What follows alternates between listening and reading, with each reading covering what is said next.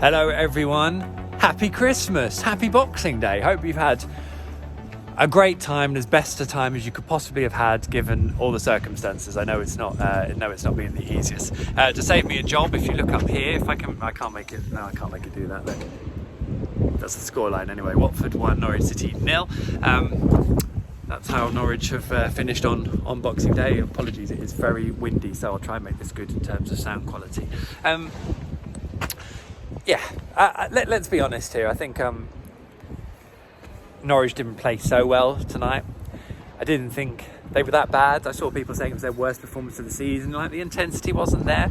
I think they certainly had enough of the game, but they did struggle to create what they would have wanted to.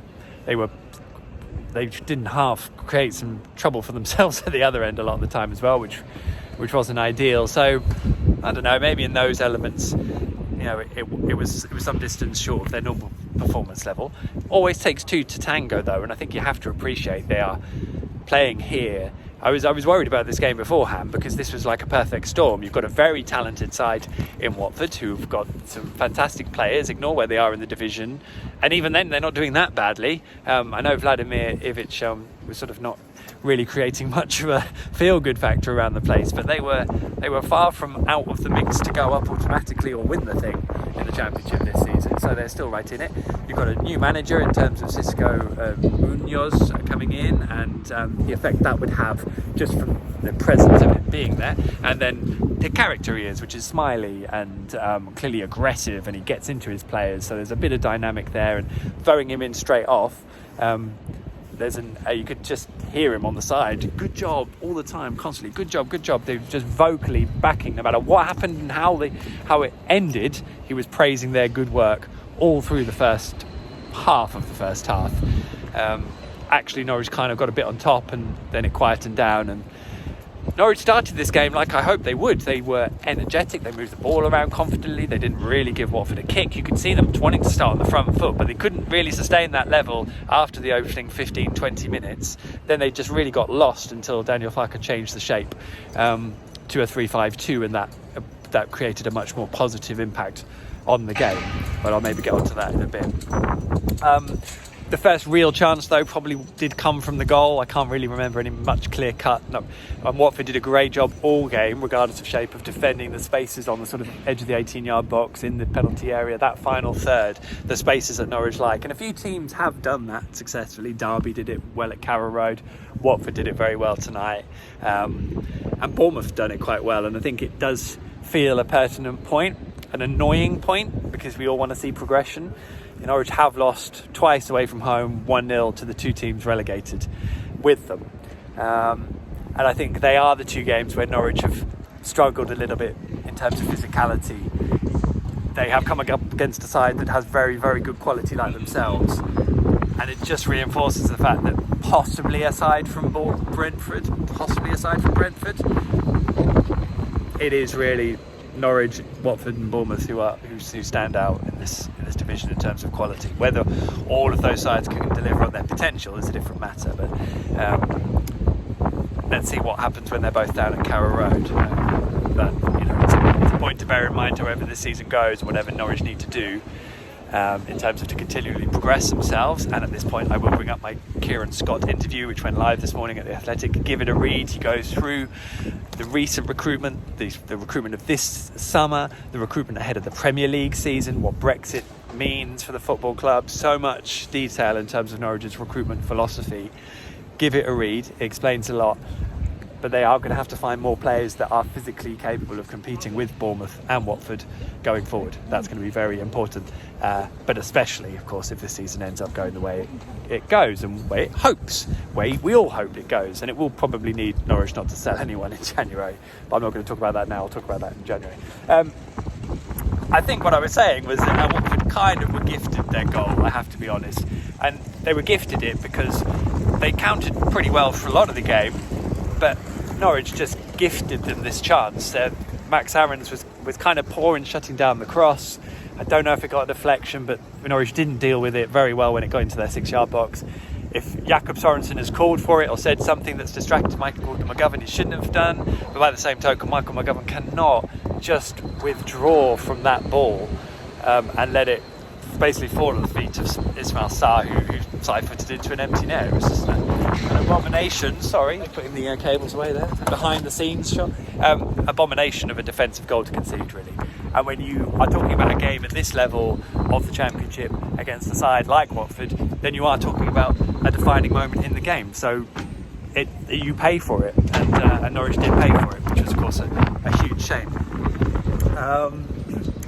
Norwich said it. Norwich played with Cantwell, Kieran Dowell and Emi Buendia as their three behind Teemu Pukki, which is kind of mouth-watering prospect, but it's not the first time I'll have said it.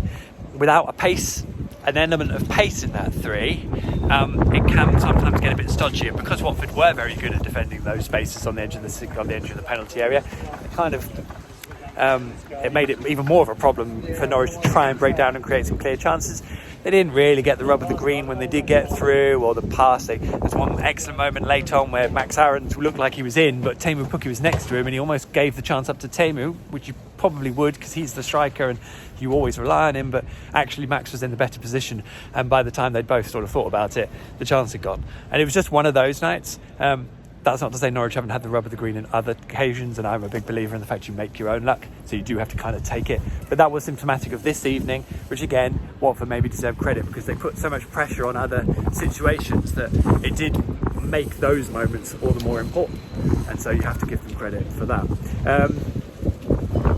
So that's all that. Trying to think now, we had a few players back, like Lucas Rook was back. I hope you can hear me, the wind is getting up.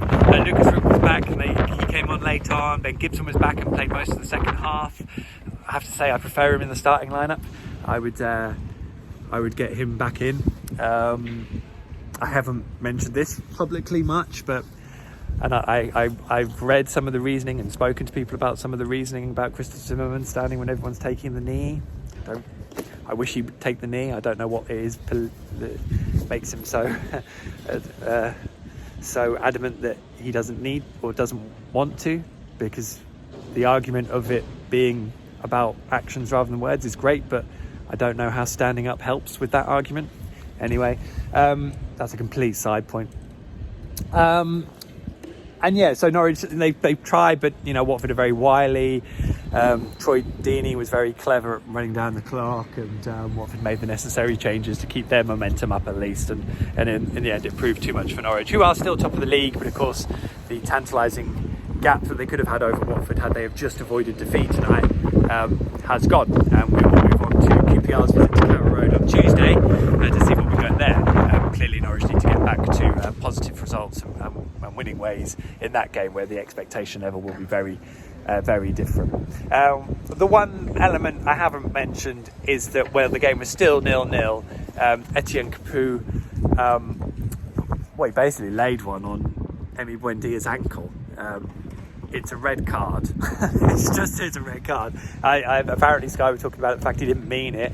Well, I don't really care. Well, the fact he misjudged it. Well, again, you won't find the words he didn't mean it or misjudgment in the rules. If you are endangering a player with your tackle, it's a red card, and he's literally put his weight on Emi Buendia's ankle from behind when the ball is nowhere near.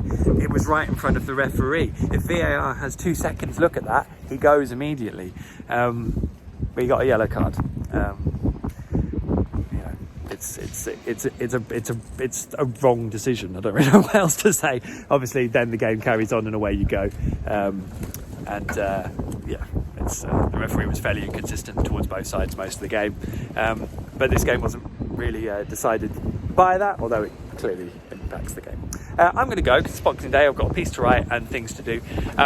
Again, look after yourselves. Enjoy the rest of your holiday period. I will see you at Carrow Road on Tuesday for QPR's visit in the evening. In the meantime, look after yourselves. Keep safe, keep sane, keep well. And Norwich have lost here 1-0. I think the sooner we all forget about it, the better. Take care. See the score is up there. Take it easy.